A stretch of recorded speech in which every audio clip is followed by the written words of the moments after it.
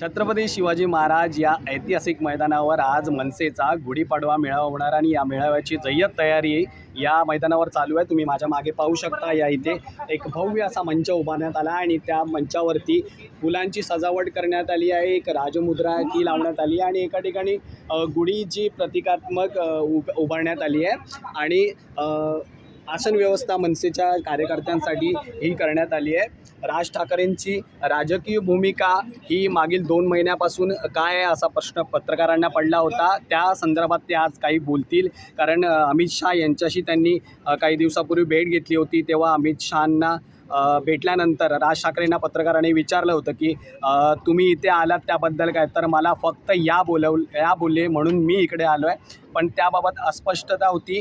लोकसभेचे काही उमेदवार आहेत त्याबद्दलही काही अजून उमेदवारांची घोषणा झाली नाही आहे। पण आज या मेळाव्यात राज ठाकरे हे काय बोलणार, ठाकरे शैलीत ती तो कोणावर धडाडणार याबाबत संध्याकाळीच पाहणं महत्त्वाचं ठरेल। व्हिडिओ जर्नलिस्ट अनिल सावरेसह महेंद्र जोईल, जय महाराष्ट्र न्यूज, मुंबई।